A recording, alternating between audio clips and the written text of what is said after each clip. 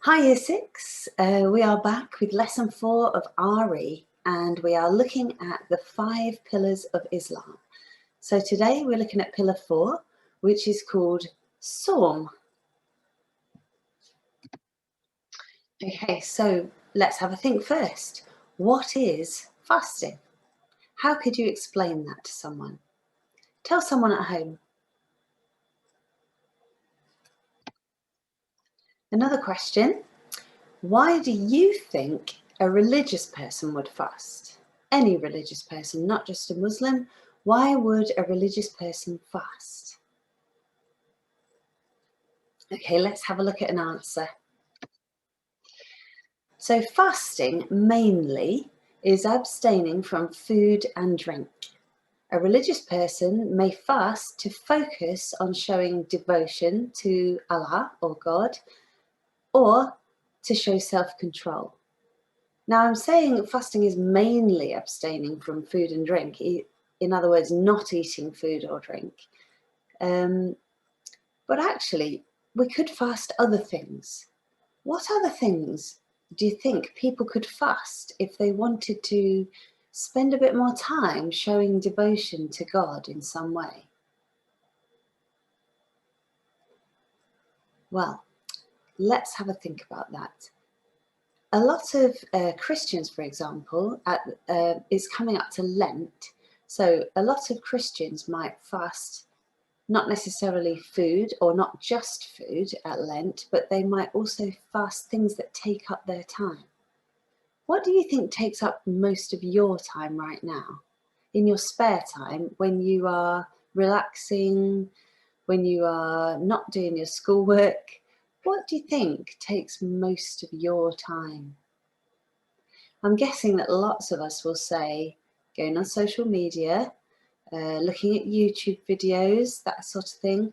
So sometimes fasting could be something as simple as turning off your screen in some of the time when you would have had your screen on. So anything that takes up the bulk of your time, a religious person might fast that in order to spend more time either thinking about God or praying to God or doing something which shows devotion in their religion. But thinking mainly about Islam here, fasting usually means not eating or drinking. Muslims are expected to fast mainly in the month of Ramadan. Let's just make sure we can say that, Ramadan. This is known as Sawm and is one of the 5 pillars of Islam. There we go. The Quran makes it clear, the Quran is the Islamic holy book. The Quran makes it clear that Muslims should fast during the month of Ramadan. That's a long time, isn't it, a month? It also says that some people are exempt, so not everyone has to fast, such as those who are too ill. This is because Islam is not a religion that makes impossible or unfair demands on people. Sometimes Islam is portrayed in the media as a very dictatorial religion where people must follow strict rules. And it is true to say there are rules. However, if we look at this, it tells us that Islam is also a religion that seeks to be fair and doesn't put undue demands on people. So if someone is ill, they do not have to fast. Fasting shows appreciation for what God has given you. Why do you think that would be? How could not doing something show appreciation for what God has given you? I think a lot of Muslims would say that when they fast, it makes them realize how great it is to have food, and it helps them to understand what it's like not to have food. So it helps them to identify with people who don't have as much as us, because they know what it's like to be hungry. And in that way, I suppose it makes them appreciate what they do have. So what happens during Ramadan? Muslims fast from dawn, so when the sun rises, until dusk when the sun starts to go down. That is a long time. It might not be so long in the winter now because the sun rises late and it goes to bed early. But in the summer months, which is when Ramadan is, the sun rises really early and it sets really late. So that is a long time to fast. During this time, Muslims don't eat or drink. This can be very difficult, like we've just said.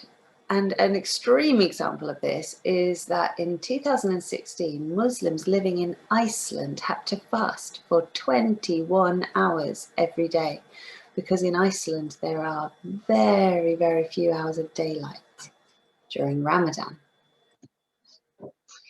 Young children generally don't complete the full fast. That's another exemption. However, they may fast for a few hours at a time to feel part of the event. As they get older, they will lengthen their fast, and by the time they are teenagers, they will complete the full fast. So you can see there that it's something that children would like to take part in. So it doesn't seem like something that they want to shy away from. We'll think a little bit about Muslims' attitude to this fasting in a moment. Here we go. So why do Muslims enjoy Ramadan? Because it doesn't sound very enjoyable, does it, to not eat or drink? If you're someone like me who thinks about food an awful lot of the time, or my son's living at home at the moment because he can't go to university because of lockdown, and to be honest, he thinks about food all the time. He has breakfast, and then he asks me what's for lunch, and then he thinks about what's for dinner. Imagine if we weren't eating or drinking at all during the daytime. Why would we enjoy it? Well, let's have a look. Muslims often speak about Ramadan as an enjoyable event. One reason for this is because it is a chance to focus on their religion. And I'd go a step further than that and say, not just on their religion, but on Allah. Many Muslims do this by using the time they would have spent eating to perform religious activities. Now that sounds like a ritual, but I mean devotion to Allah.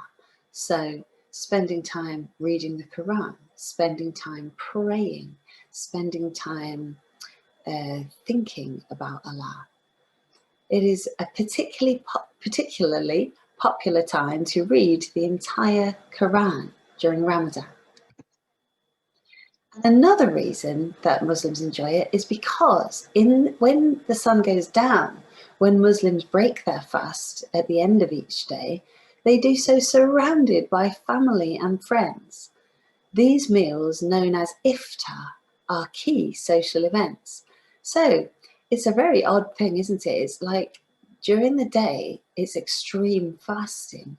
But then at night time, it's almost like feasting goes on with family and friends, because everyone's doing it together. The community is joining together in this form of devotion to Allah. So it sounds like a real celebratory time as well as one of hardship. The training program. Many Muslims describe Sawm also as a training program. Why do you think this is? Have a little think about that and tell someone at home. So I hope you've had a little discussion about that, or a think about that. Muslims describe Sawm as a training program because it shows dedication, it allows you to focus on your religion, it helps you to have self-discipline. A bit like sport, isn't it? You know, building up your stamina to be able to do sport better. So in other words, building up your stamina to serve Allah better. It builds relationship with the rest of the community. The whole group of Muslims together. What is that community called again? Can anyone tell me? It is the Ummah. So it builds relationship with the whole of the Ummah across the world and around the Muslim person in their own environment, in their own community, in their family, amongst their friends, and all their Muslim believers that are around them. It builds relationship because everyone's doing it together. It improves self-esteem because it's a challenge which the Muslim has risen to and managed to achieve. It tests your faith. This is especially true in a non-Muslim country like ours, like Britain, as other people are eating and drinking all around you. I'm sure lots of us know, if we have Muslim friends at school who have decided to fast during Ramadan. I know we've had some Muslim children in school doing that, and they've had to have extreme self-control because they have had to fast when other people are eating loads right in front of them at lunchtime and break time. It must be very hard and yet very rewarding. Okay, Ramadan and the Quran, because we must remember, we want to find out what the Quran says about Ramadan, because everything from Islam is rooted in the Quran, just like everything from Christianity is rooted in the Bible. Muslims or Christians can't just pluck ideas out of their heads. They get these ideas from the Quran and from the Bible. So let's find out what the Quran says. In the Quran, Ramadan is regarded as important. It is known as the month in which the Quran was revealed to the Prophet Muhammad. So this is a very important month, and this is known as the night of power. This particular night when the Quran, which is so important to Muslims, was revealed. Although the exact date of the revelation is not known, many sources believe it to be the 27th day of Ramadan. On this day, Muslims may spend this whole night in prayer. Think about that. If Muslims spend the whole night in prayer, do you think that would make them feel closer to Allah or less close? It's kind of an obvious answer, isn't it? Right. Now, we've whizzed through that information there, so I'd like you to have a look back and refresh your memory about the things we've talked about, and then have a go at answering these questions in your book, okay? So, number one, when does Sawm occur? Number two, what are the fast times for Muslims? These two are easy. Number three, what must Muslims not do during these times? Number four, where is fasting commanded? Where do they get the idea from? Number five, name one group that are exempt from fasting. We talked about two groups there. There are other groups as well. You could do some research if you want to, but we have mentioned two. Number six, how does fasting benefit Muslims? Now that is an important question, because we don't just want to think about what it is that Muslims do, we want to think about why. Why do they think it's a good thing? So number six, important question. Number seven, easy one. What is iftar? If you want to extend that, talk about the ummah as well, please. Number eight, we've said this many times, what are Muslims showing when they fast? What does it demonstrate? Number nine, besides fasting, name one other activity Muslims may perform during Ramadan. So what else might they do apart from fasting in Ramadan? And bonus question number 10, why else, apart from fasting and the thing you mentioned in number 9, why else is Ramadan an important month for Muslims? So just think, why is it important? Okay, so that's quite a lot of information, but I am sure you are able to explain that. If you just go back, pause the video at any time and gather the information. You might already know it, or you might want to do some extra research. I'm looking forward to seeing what you're writing.